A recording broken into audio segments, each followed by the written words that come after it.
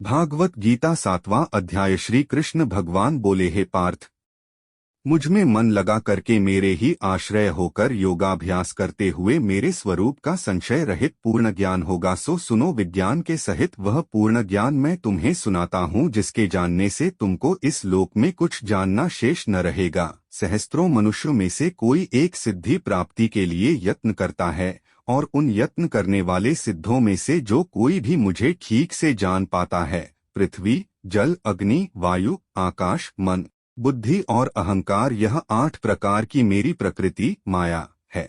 इस प्रकृति को अपरा अचेतन अर्थात जड़ कहते हैं, और हे महाबाहो, इससे दूसरी प्रकृति चेतन है, जिसने संपूर्ण जगत धारण किया है। इन्हीं दोनों प्रकृतियों से सब प्राणी मात्र उत्पन्न होते हैं। ऐसा जानो, यह प्रकृतियां हम ही से उत्पन्न हुई है। इस प्रकार जगत की उत्पत्ति और प्रलय का कारण मैं ही हूँ। हे धनंजय, धागे में जिस प्रकार मणि पिरोई जाती है, उसी भांति यह संसार मुझ में गुथा हुआ है। मुझसे परे और कुछ भी नहीं है।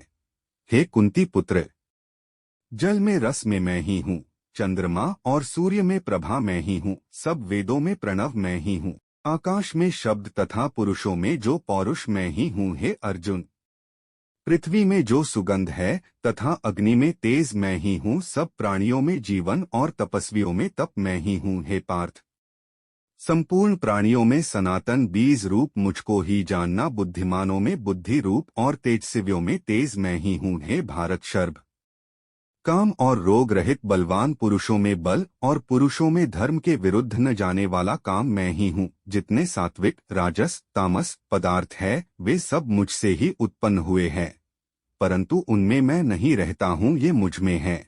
सत्व, रज, तम, ये तीनों गुणों के भावों से यह सारा संसार मोहित हो रहा है। इस कारण यह इससे परे मुझ अव्यय परमात्मा को नहीं जानता। मेरी यह गुणमयो और दिव्य माया अत्यंत दुस्तर है। जो मुझको अनन्य भाव से भजते हैं, वे इस माया को पार कर जाते हैं। जो पापी, मूढ़, नराधम माया ने जिनका ज्ञान हर लिया है और आसुरी भाव ग्रहण किए हुए मुझको नहीं पते हैं।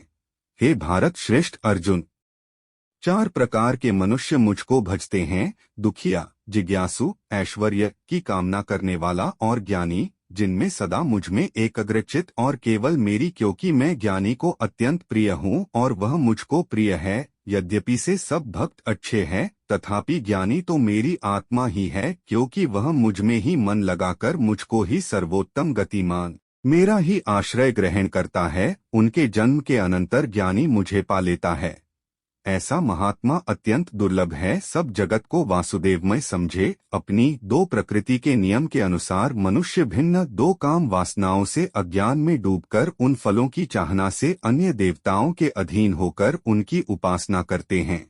हे अर्जुन, जो भक्त श्रद्धा पूर्वक जिस जिस देवता का पूजन किया करते हैं, उन पुरुषों की उस श्राद्ध को मैं दृढ़ कर देता हूँ। वह उस श्रद्धा से युक्त होकर उस देवता की आराधना करता है, फिर उसको मेरे ही रचे हुए काम फल प्राप्त होते हैं। परंतु उन अल्प बुद्धि वालों का फल नाशवान है। देवताओं के आराधना करने वाले देवताओं को मिलते हैं और मेरे भक्त जन मुझ में मिल जाते हैं।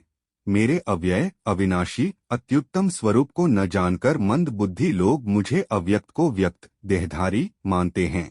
मैं योग माया से आच्छादित होने के कारण सबको नहीं देखता हूँ। उसमें मूढ़ लोग अन्नादि तथा अविनाशी मुझको नहीं जानते। हे अर्जुन, मैं भूत, भविष्य और वर्तमान के सब प्राणियों को जानता हूँ, पर मुझे कोई भी नहीं जानता। हे भारत, हे परंतप, इच्छा और द्वेष उत्पन्न होने वाले सुख, दुख आदि द्वंद्वों के मोह से जगत के सभी प्राणी भ्रम में फंस जाते हैं।